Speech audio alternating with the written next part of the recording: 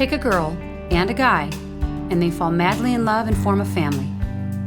Sprinkle in some counseling degrees and a doctorate, a dream of transforming relationships as we know it.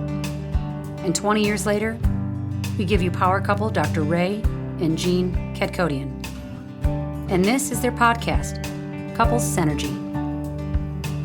Welcome back to another episode of Couples Synergy with Dr. Ray and Jean. Hi, I am Dr. Ray. And I'm Jean.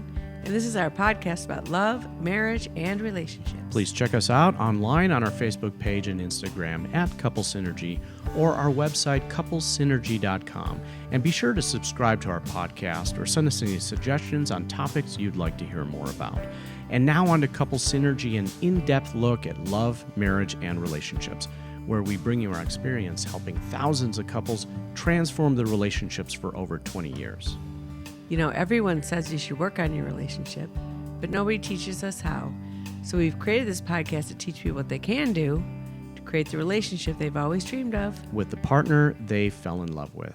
On today's episode, we're talking about community, or the lack thereof community, which is a really big issue that we're running into and working with couples these days, especially young couples who have little kids. I just read something that said that a child before had 4 adults they could go to. You know, like a younger aunt or uncle to talk about, you know, newer stuff and fun stuff. They could go to their parents for stuff. They could go to their grandparents for stuff. And we're really isolated now. Yeah, more isolated than we've ever been, which is really weird because you think about how the internet has really brought us all together or made this world a lot smaller because we can connect with people all across the globe, but people are still suffering because they don't have this community that they belong to. Yeah, they have this artificial community of connecting with people from high school and college and distant relatives, but not their primary tribe, not their immediate tribe. Yeah, we've talked about couples who don't have enough time to spend together, right, and nurturing their relationship, going on date nights, you know, spending time celebrating their relationship and infusing and investing in the relationship. And most of these couples, they say they don't have any childcare. They don't have anyone, especially through COVID, right? If they had childcare before that, they didn't during COVID. And so now they are really struggling as far as not being able to have the kids be taken care of while they can go out and nurture their relationship. You know, my mom was a single mom back in the day, in the 1960s, 70s. All the moms were single moms. She had so much support, and all the dads went to work. And then I remember, like, in high school, some of the moms getting jobs. And then it turned into where you needed the dual income. And you have some families where there's a stay-at-home parent and some families where there's 2 parents working. And either of those situations are fine, but it's the extended part of that, of what do you do when a kid gets sick? Who's taking off work? Who's staying home? If you're overwhelmed, if other things happen, how do you fill in the gaps of those systems that are in place to help these families really survive and thrive? Yeah, it is very, very difficult. And I don't even know how we would do it in today's day and age when we had little kids. We had family that was able to take care of them. We had family that, you know, would stay with them. And we were then able to nurture our relationship and take time away. Now, these parents, these new parents today, they don't have that support. I think it's really wonderful that we had not just grandparents that were very supportive of both our children on both sides, but also aunts and uncles. Aunts and uncles that they became part of their families, and then we in turn took care of our nieces and nephews. And it was really beautiful to have all of those relationships together.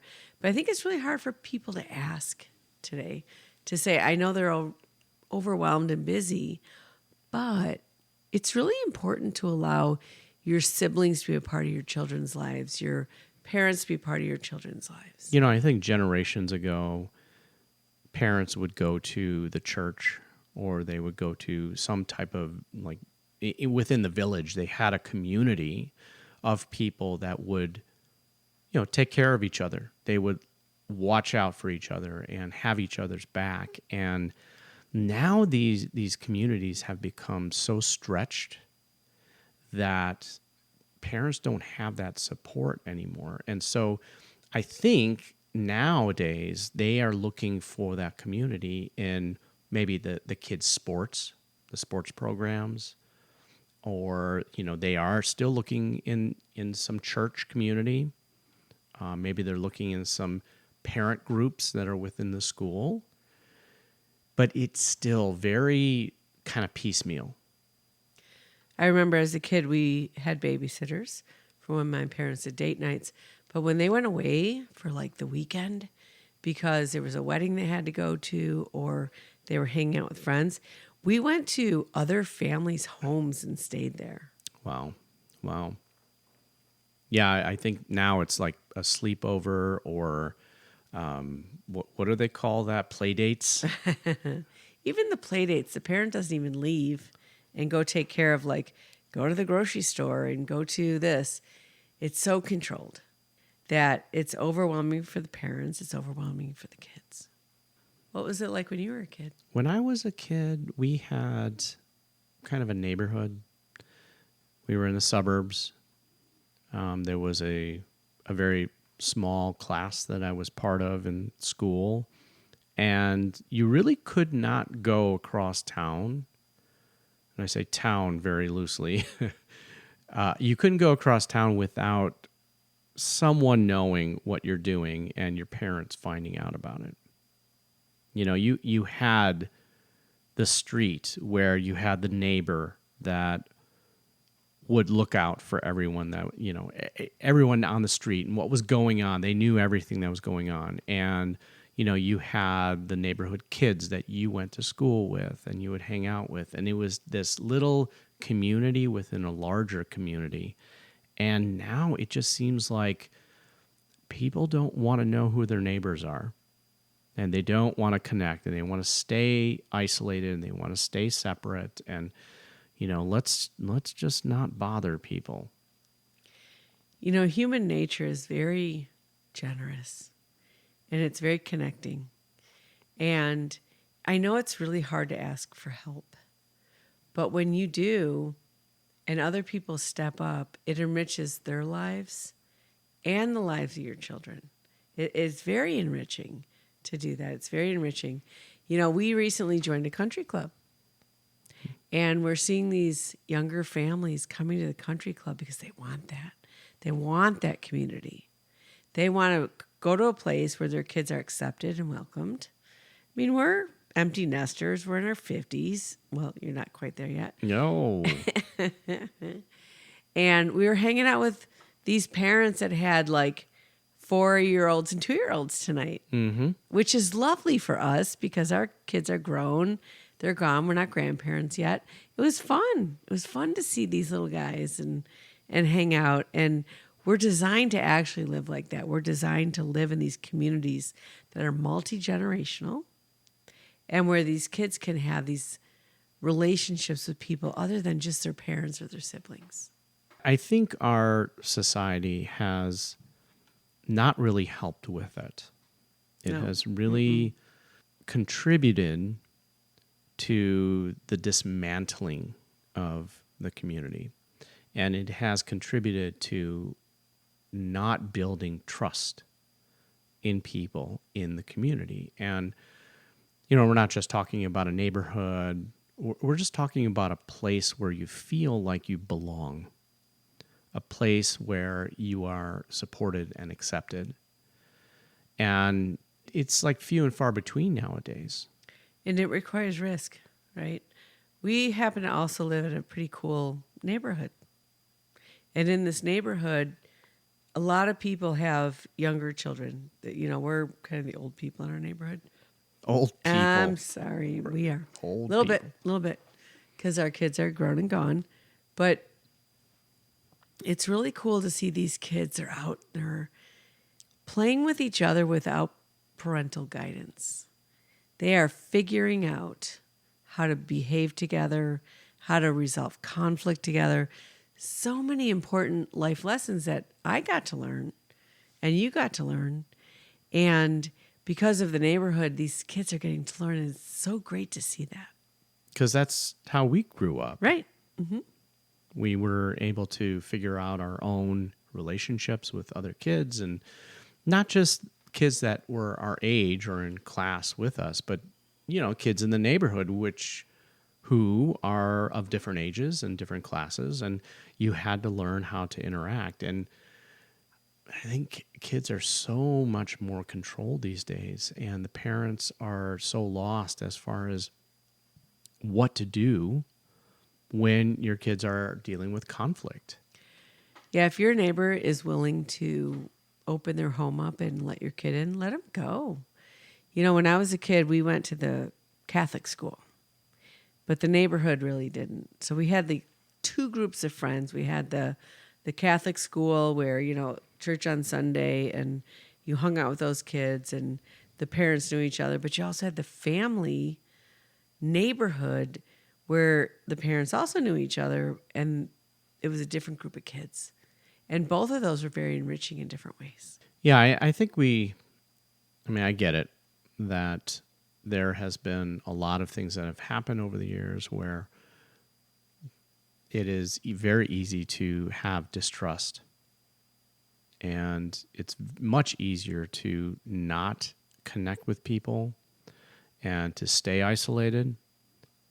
But it really just intensifies the amount of stress and anxiety and pressure that families naturally feel. And I would say coming up on the second half of this episode, we really want to talk about the vulnerability that it takes as an adult to be a part of something where people might be different than you. And how do you tend to that? I had a client come in and her daughter's in 7th grade, and she said, my friend likes this candidate, a political candidate that's different than mine. Should I stop being friends with them? And that's really the problem. The problem is we need to open up these lines of communication. We need to see people who are different than us and understand their perspective and not take it so personally, because we all are kind of doing the same thing. We all just want to get along and be loved and take care of our families. Yeah, instead of just instantly rejecting people, just try to be more open. And that's, I think, this culmination of how things have become in rejecting the community or the lack of community. And now there's the repercussion of, I need to guard myself, I need to isolate our family, and we need to be very distrustful of everybody else around. Right. Just because someone has a different belief than you do doesn't mean they're dangerous. It doesn't mean they don't care. It just means they're different. It's just difference.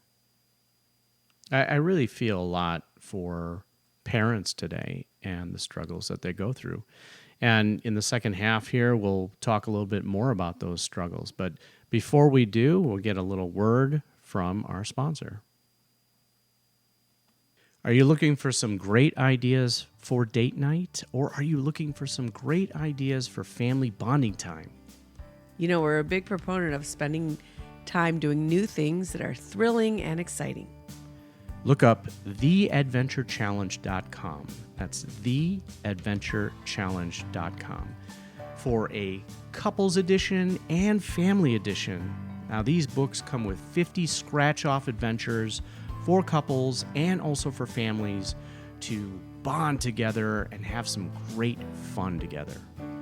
Use coupon code CouplesSynergy when you're checking out for a 10% discount.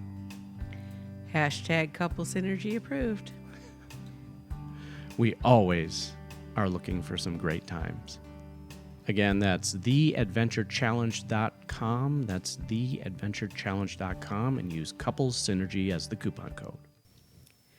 You know, in our home study course, we talk about this concept of the bullseye, right? And these different layers of relationships that we have with people. And the center being the one you have with your partner, right? That inner sanctum. Mm-hmm. But with our families and with our communities, we're on those outer layers where we're not sharing at the level of depth or vulnerability that we can't just get along. And so if someone's different than us, if they have a different belief system, a different religious beliefs, different political beliefs, different whatever, we all still have a common belief of being safe, being healthy, being happy, being supportive. I mean, that's the nature of human beings. The nature of human beings is to show up. We show up. When things happen, we show up. When I was a kid, we did not have air conditioning in our home ever when I was my whole life. You are really dating yourself right now. And so because of that, we went outside. We went outside and we played with the other kids in the neighborhood who also didn't have air conditioning. And the parents talked together and the kids talked together. And you know what we talked together about? Nothing. It was just surface.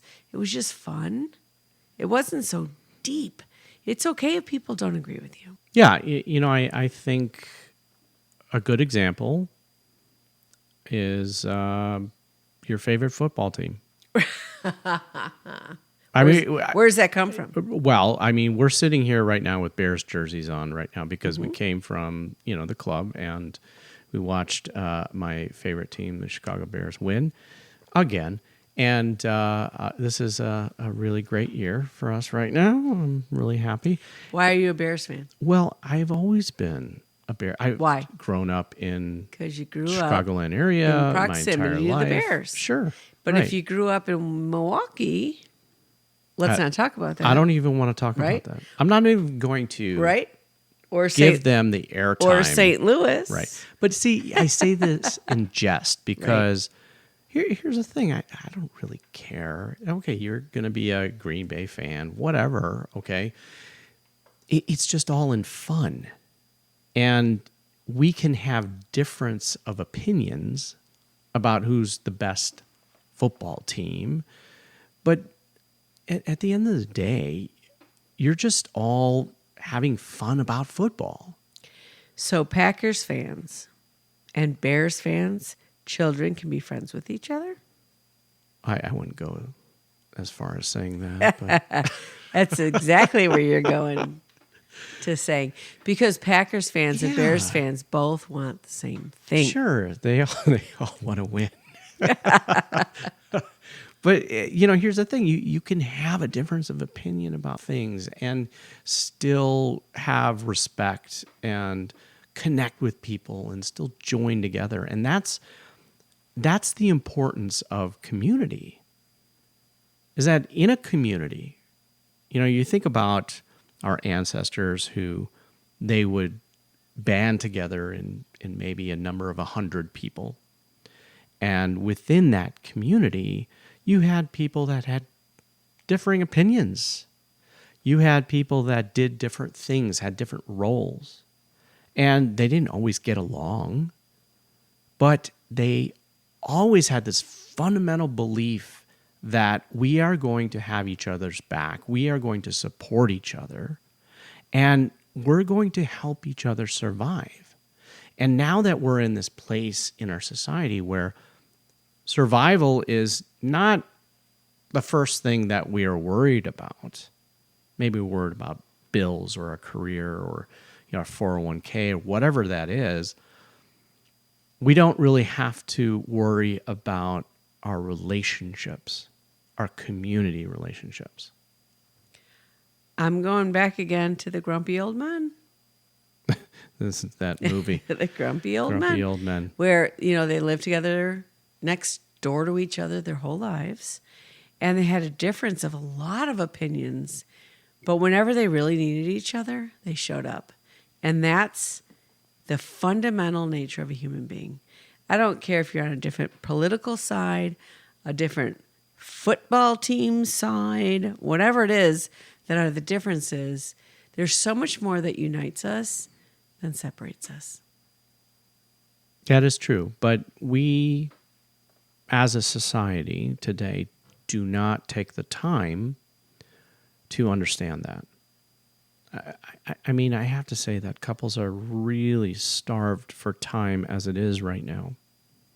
I mean, kids' schedules are busier than any other past generation. That's a fact. Yeah, I remember when, especially Alec, when he was a little boy, and this is in the early 90s, I babysat kids. And I found the kids I would babysit because they lived by me. And I would just go to the park and talk to them like, oh, I watch kids. That's what I did for a living at the time. And they trusted me. They just said, oh, I need someone to watch my kid. You live in the neighborhood. We probably are similar. Watch my kid. And it was really about just keeping kids safe and bonding them and being together. It wasn't like, well, what's your political belief? Yeah, I don't think you can go to the park these days and talk to some kids without having the cops called on you. I wasn't talking to the kids. I was talking to parents. I'm just saying. But you know what I mean? It's like Yeah. we have a need for that. It isn't healthy for us to only have our kids have a relationship with just their parents. Right. Yes, they need to Community's interact important. with other kids. They need to interact with other adults, get different perspectives. And that is very important. You know, when I was a new mom, it was really normal to ask your siblings to watch your kids. And now they don't even ask siblings. I don't even think we've watched some of your siblings' kids. Like maybe ever. Well, one of my siblings, we've watched I her. watched one of her for a long Yes, time. for a very long And the other time. one when they went on vacation. But it's been a long time. So we never got that bonding time with those kids. And I think it's important. I love the fact that both of our sons had a lot of time with their grandparents and aunts and uncles that they now have relationships with that we weren't even a part of. Right. I agree. And I wish Yeah. more of my siblings would ask me to take care of their kids. I'd love to have those relationships. so if Gene's siblings are listening to this, then give us a call. Right? Remember, you're on duty too. Oh, yeah, definitely. Definitely. So if you feel bad reaching out to your siblings or other people that might be able to take care of your kids, just think you might be enriching their lives and your kids' life. Yeah, make sure that guilt is not the only reason that is holding you back from helping your kids connect with a greater community. And just think that you need that community also. Yeah, if someone came up to me and was like, hey, can you watch my kid because I need to run to the store? I'd be like, absolutely. Yeah. And can you watch mine when I go to the store? And it enriches all of the lives that are present in that situation. And we've gotten away from that, sadly. So if you want Gene to watch your kids, you can email her at contact@couplessynergy.com. No, really. I mean, this is why we are talking about this topic, because it is a very important one, and it is a trend that we are seeing. It's really sad. You know, it's really sad to see young couples today with little kids that are really struggling, and their relationship is really struggling because they don't have that support. And they don't have that ability to balance that couple time with family time. You know, when I was a kid, I was 14 years old when my brother was born and 18 years old when my sister was born. I got to hold babies, you know. And recently, we just had a great nephew born, another generation. That makes me a great aunt. Not just an aunt. I'm not just a regular aunt. I'm a great aunt. Great aunt. And Does that make me a great uncle? it does. Oh, I'm a great uncle. You're a great uncle. Wow. And our nephew, who we're pretty close with, Dan and Caitlin, they're the aunt and uncle of this baby. And we saw a picture of Dan holding this baby. And, Caitlin called us and she said, Dan's never held a baby before. And they're about to have a baby in 6 months. And so that's what family's about. It's like practice on your nieces and nephews. Not practice, but you know what I mean. But it's like, it's really good for us to have that, for us to have the ability to have a relationship with someone that is of a different generation at a time in our lives when we're not even thinking about that. And it's really beautiful and really enriching to have that. And, for those of you out there that don't have extended family, we're just saying that reach out to people that are around you, people that you would consider part of your community. Because really that's all it takes. It's just a little bit of effort to connect. And they need the help. I'm telling you right now, they need that support. If you can go to your neighbor that has like little kids and you don't have kids, and you're like, hey, I'm going to watch your kids for a couple hours, go out for dinner. Huge. Right. Or even that couple that's an empty nester. Empty nesters, right? They, that just because they don't have kids in the home anymore, that doesn't mean that they don't want to be there to support you. And it just takes a little bit of a connection. It just takes a little bit of investment in relationships. And we talk about investing in our relationships all the time. And most of the time we're talking about investment in our primary committed relationship with our partner. But our relationships are really the most important thing we will ever have in our lives. And that's not just our primary relationship, but all of our relationships. I'm just going to say on the other side of that, if there's older people in your community, right? Grandparents, older people, people in their 80s, and you can connect with them, that's a beautiful relationship as well.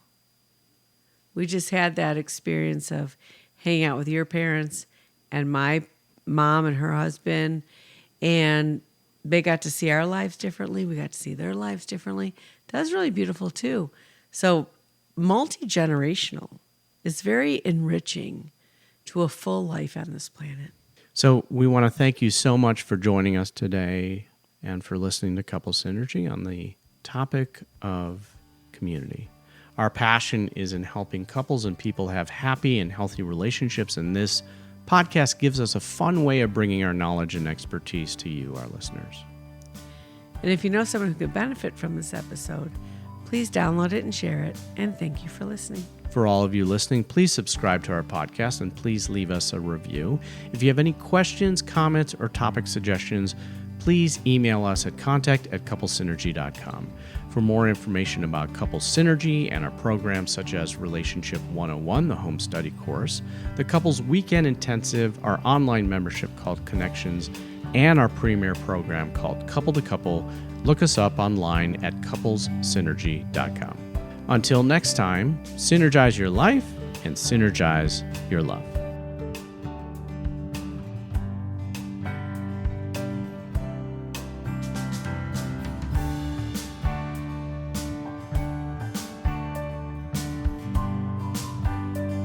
You have been listening to Couple Synergy with Dr. Ray and Jean Ketkodian. Couple Synergy was recorded, edited, and produced by Dr. Ray and Jean Ketkodian.